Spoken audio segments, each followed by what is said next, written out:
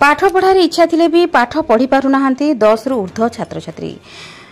सरकार निर्देश क्रमे केही अपाठुआ रहिबे नाही बा केही अधारू पाठ छाड़िबे नाही। सेतिपई प्रत्येक गाँव में विद्यालय निर्माण करा जायछि और छात्र छात्री आकृष्ट करबा पई सरकार अनेक पदक्षेप ग्रहण करथिया बेले मागणा पोशाक ठारू आरंभ करी बहीपत्र खेल उपकरण समेत मध्याह्न भोजनर व्यवस्था मध्य करिसेंती।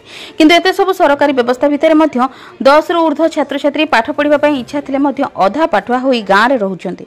एही बेले शिक्षार विकल चित्र देखिबाकु मिलिछि कलाहांडी जिल्ला लांजीगड़ ब्लॉक भटांग पदर पंचायतर अंतर्गत परा बाहाली गाँव रे। एही गाँ पंचायत कार्यालय ठारू 12 किलोमीटर दूर रही बेले ब्लॉक कार्यालय ठारू हाराहारी 35 किलोमीटर दूर रही।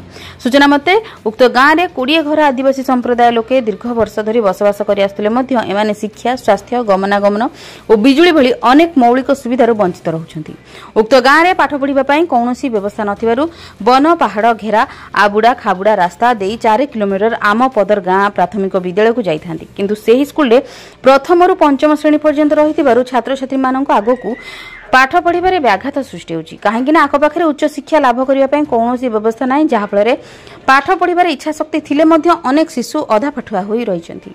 उक्त गाँव छात्र छात्री माने षष्ठ श्रेणी रे नाम लेखाइबा पई भटांग पदर काउगुड़ा आवासिक विद्यालय को जाइथिले, हेले सेही विद्यालय रे नाम लेखा संपूर्ण होई सारिछि। आउ आमे नाम लेखि पारिबु नाही बोली सेठारे सफा सफा मना करि देबारु आमे सेठारु घरे फेरी आसलु बोली छात्र छात्री लछे माझी, ममिता माझी, लक्ष्मी माझी, बालमती माझी, शिवानी माझी, अर्चिता माझी, रवि माझी, छवि माझी, अजित माझी, संजू माझी और अभिभावक माने मत प्रकाश करछन्ती।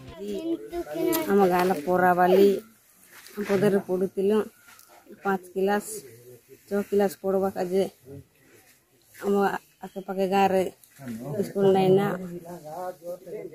6-7 किलोमीटर पारे काउगुड़ा जाइतिलु सीट नहीं मिलला नती पे हमें घरे अच्छु पाठ पढ़वा के चाहू। कलाहांडी जिला लांजीगड़ मनोज दोरांक रिपोर्ट, जन अधिकार लाइव।